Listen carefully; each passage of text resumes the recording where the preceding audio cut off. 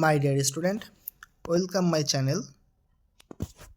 আজকে আমরা তোমাদের মাধ্যমিক পরীক্ষায় আগত ভূগোল পরীক্ষার জন্য 5 নম্বরের যে সমস্ত গুরুত্বপূর্ণ প্রশ্নগুলি আছে সে সম্পর্কে একটু ধারণা পেতে চাই যে কোন কোন প্রশ্নগুলি তোমাদের মাধ্যমিক পরীক্ষায় আসতে পারে। প্রথম যে প্রশ্নটি তোমাদের মাধ্যমিক পরীক্ষা আসতে পারে সেটি হলো নদীর ক্ষয়কার্যের ফলে সৃষ্ট ভূমিরূপগুলি চিত্রসহ আলোচনা করো।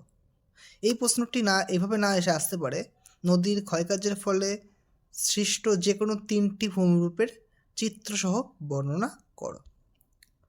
পরবর্তী প্রশ্ন আসতে পারে হিমবাহের ক্ষয়কার্যের ফলে সৃষ্ট ভূমিরূপগুলি চিত্রসহ বর্ণনা করো। একইভাবে এই কোশ্চেনটাও দিতে পারে যে হিমবাহের ক্ষয়কার্যের ফলে সৃষ্ট যে কোনো 3টি ভূমিরূপের বর্ণনা করো।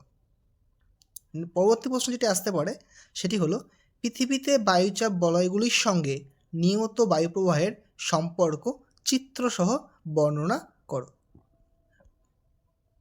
চতুর্থ যে কোশ্চেনটি মাধ্যমিক পরীক্ষার জন্য ইম্পর্টেন্ট সেটি হলো বায়ুমণ্ডলের উষ্ণতার তারতম্যের কারণগুলি বর্ণনা করো।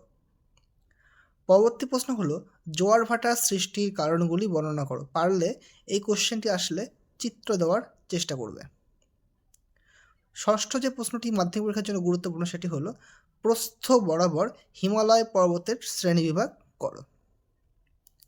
সপ্তম প্রশ্নটি হলো উত্তর ভারতের নদী এবং দক্ষিণ ভারতের নদীগুলির মধ্যে তুলনামূলক আলোচনা করো। যেহেতু প্রশ্নটিতে তুলনামূলক কথাটি আছে তাই যখন উত্তর তোমরা লিখবে তখন এর মধ্যে সাদৃশ্য এবং বৈসাদৃশ্য অর্থাৎ মিল এবং অমিল দুটোই তোমাদের লিখতে হবে। পরবর্তী প্রশ্নটি হলো ভারতের পূর্ব উপকূল ও পশ্চিম উপকূলের মধ্যে পার্থক্য লেখো। 9 নম্বর যে প্রশ্নটি মাধ্যমিক পরীক্ষার জন্য গুরুত্বপূর্ণ সেটি হলো গম চাষ অথবা চা চাষের অনুকূল পরিবেশগুলি বর্ণনা করো। যে কোনো একটি আসতে পারে, হয় গম অথবা চা।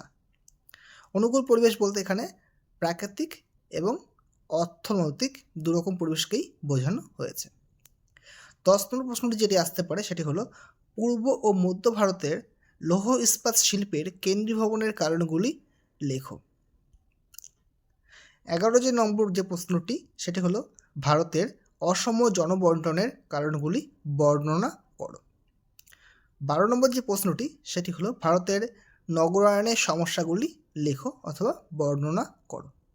আশা করি এই 12টি প্রশ্ন যদি আমরা রেডি করতে পারি তাহলে মাধ্যমিক পরীক্ষায় যে 4টি 5 নম্বরের প্রশ্ন আমাদের লিখতে হয় সেই 4টি 5 নম্বরের কোশ্চেনই আমরা লিখতে পারব। থ্যাংক ইউ, ধন্যবাদ।